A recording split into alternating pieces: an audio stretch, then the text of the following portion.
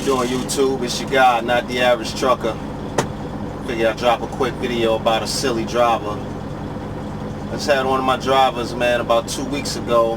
He was riding in a construction area in Concord or Kannapolis, North Carolina. Anyway, he's in the left lane. It's about 6 in the morning. This fool switches lanes and straight smacks a 2018 Mercedes S-Class. Smacks it. It's a lot of damage to the door of that car. I mean, the driver's side, the passenger side.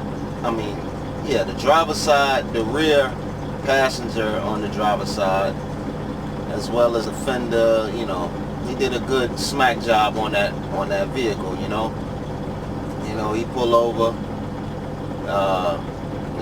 Cops show up. Initially the guy that he hit was saying he was fine. He was just, upset about his car because, 2018 Mercedes S-Class, that's a $100,000 car. But he wasn't injured or nothing. So my driver calls me. I'm talking to the guy in the other scenario, and everything's everything. Got insurance involved. Blah blah blah. Fast forward to today. Obviously I fired that guy. Because you crashing is your fault. I don't need you no more. Can't have you bad enough. My rate's gonna go up. That guy that you ran into cries injury or shit. That's a $100,000 car that they gotta repair already. So anyway, number one rule of these silly dodo heads out here is this fool is applying for other jobs and he's putting me down as a reference. It's like, yeah, I get it, they run your license. He was never inspected working for me, but it's a high probability that maybe these new companies that he's working for will realize that he worked for my company and give us a call. But there's a chance, being that he's applying now and maybe that accident hasn't hit his driving record yet, there's a chance that he could have got on to a new gig without that gig having to reach out to me, because if they call me or send me the fax for the employment verification, what the hell you think I'm gonna tell him? Oh, he was an awesome guy, he just we just parted ways because he was just too freaking awesome. No, they're gonna ask me, pardon me, man, I gotta back into this spot. I was waiting on this guy to pull out. But no, they're gonna ask me, what were the circumstances for which, he lost employment with your company? Or better yet, they're gonna ask, is he eligible for rehire?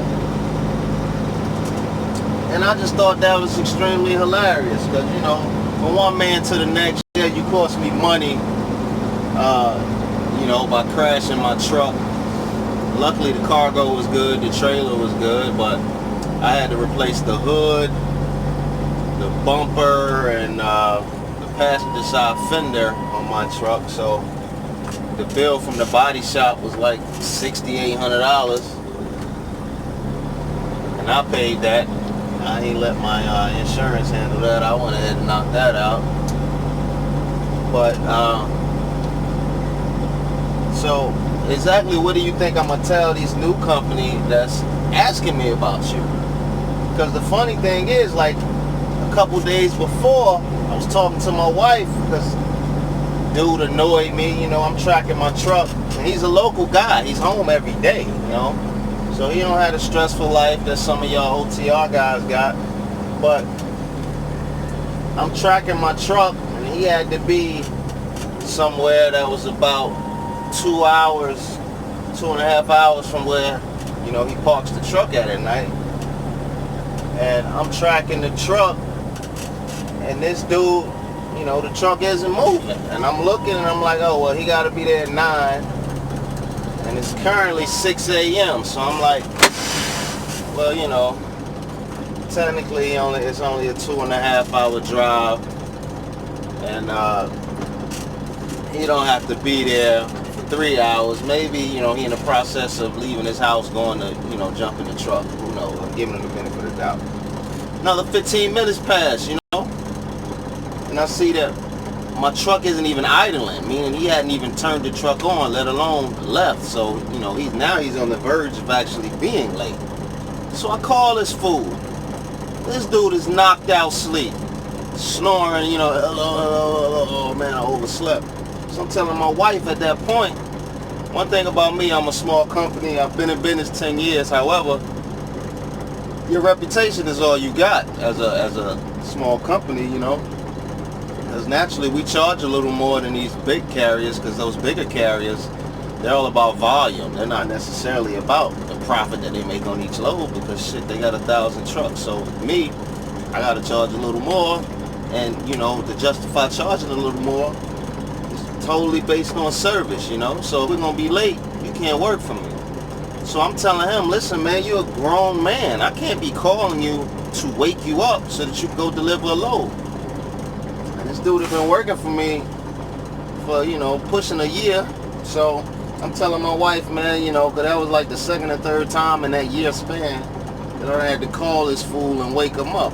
So I'm telling my wife, I think I'm if this dude pissed me off again, he probably fired, Next thing I know, 2 days later, this idiot is crashing my truck, and he's putting me down as a reference. Not only did he put my company down, work history, I get it, but he literally put me down as a reference in the, like me and him are friends. Yeah, you just crashed my truck, but I'm gonna just I'm gonna just give you the good word to get you another job. Granted, I ain't a butthead. I'm all about seeing people employed. I don't want to see nobody homeless or living with their mother. I just thought that was extremely hilarious. They always tell you don't burn a bridge. Best way to burn a bridge is by crashing somebody's truck, man, and expecting that person to turn the other cheek and think it's all good. Oh, it's just a part of the game. Nah, it's a part of the game when it's situations to which you couldn't prevent. But switching lanes and not seeing a car, that's something you could have prevented. There's mirrors all around the damn truck. You got a mirror on the hood, you got mirrors, on the passenger side door. And the Mercedes S-Class is a very long vehicle. So some part of that freaking car would have showed up on your mirror, But a lesson to a lot of you new drivers out here. Don't burn bridges. Don't hit nothing. Pay attention, man. I don't know if y'all in the, a lot of y'all young guys out here texting and driving or looking at YouTube and driving. Pay attention, man. Because the easiest way to destroy that CDL is by getting these accidents.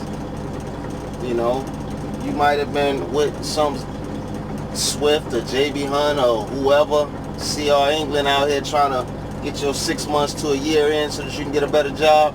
But guess what? In that time span, you hit somebody, throw all that out the window, man. You outside, you back working at Walmart or driving a forklift somewhere. So young drivers, don't burn bridges. Don't screw the people that's giving you an opportunity. And most importantly, respect your license, man.